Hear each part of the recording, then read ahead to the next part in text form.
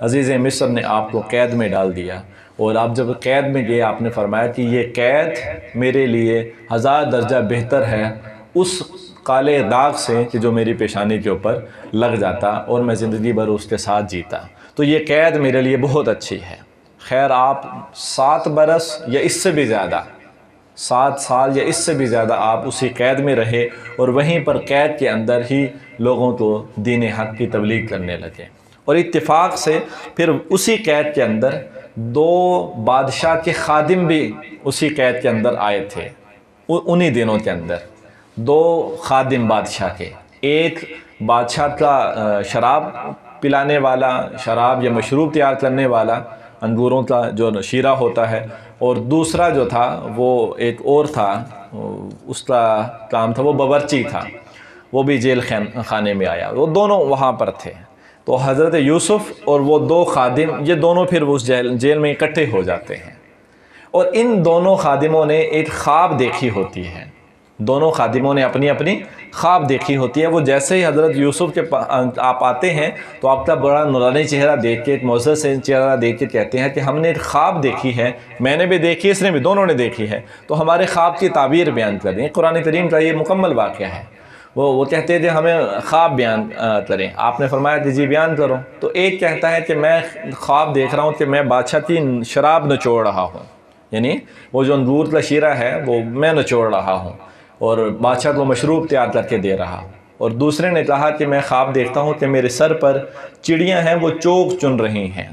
میرے سر پر چڑیاں بیٹھ کے اپنی چوگ چن رہی ہیں۔ آپ نے دونوں کو تعبیر بتائی، آپ نے فرمایا کہ جس کے سر پر چڑیاں چوگ چن رہی ہیں تمہیں پھانسی دے دی جائے گی اور تمہاری زندگی کا اختتام ہو جائے گا، اور جو شراب نچوڑنے والا اسے کہا کہ تمہیں بالآخر یہاں سے رہائی مل جائے گی، تمہیں کوئی سزا اس طرح کی نہیں دی جائے گی۔ خیر کچھ عرصے کے بعد وہ وہاں سے رہا ہو جاتا ہے اور دوسرے کو پھانسی، جیسے آپ نے تعبیر بیان کی تھی ویسا ہی ہوا۔ تو جب اس کی سچائی ظاہر ہوئی تو آپ کا لقب یہ پڑ گیا کہ یہ خوابوں کی تعبیر بتانے والے ہیں، یہ خوابوں کی اچھی تعبیر بیان کرتے ہیں۔ تو وہ جو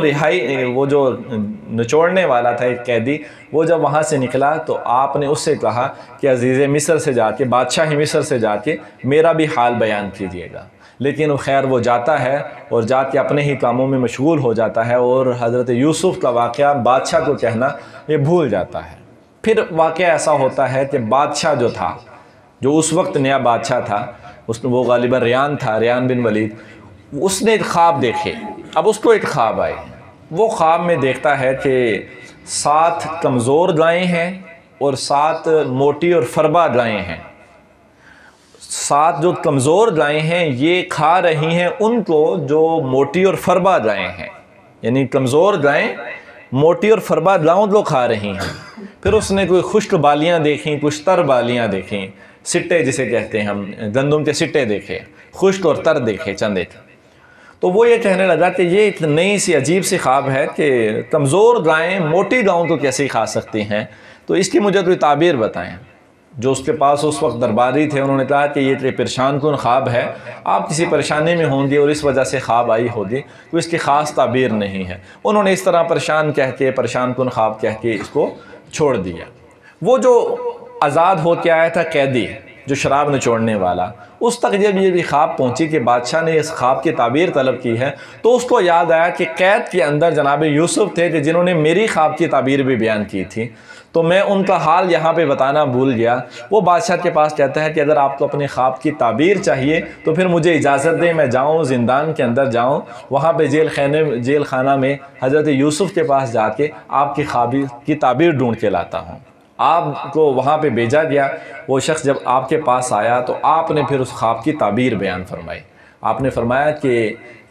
آپ کے وقت 7 سال ایسے آئیں گے کہ جن میں بہت زیادہ وسیع غلہ ہوگا، اور آپ نے وہ 7 سالوں میں غلہ سنبھال کے رکھ لینا ہے۔ اگلے پھر 7 سال جو آئیں گے وہ قحط کے ہوں گے، ان میں غلہ کی، اناج کی بڑی قلت ہوگی، تو ان 7 سالوں میں آپ نے وہ والا غلہ کھانا ہے کہ جو آپ نے پہلے 7 سالوں میں وہ اپنے پاس ذخیرہ کیا ہوگا۔ یہ خواب کی تعبیر انہوں نے بیان کر دی۔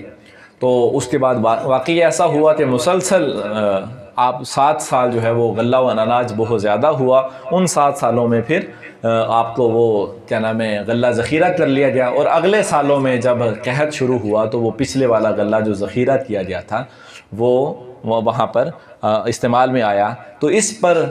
جو بادشاہ تھا وہ بڑا خوش ہوا کہ یہ واقعی بہت زیادہ عالم ہیں، تو آپ کو وہاں سے پھر جیل سے نکال دیا گیا اور آپ کو وزیر خزانہ یعنی خزانے کے اوپر آپ کو وزیر خزانہ کا سارا کنٹرول آپ کو دے دیا گیا اور آپ کو وزیر خزانہ بنا دیا گیا۔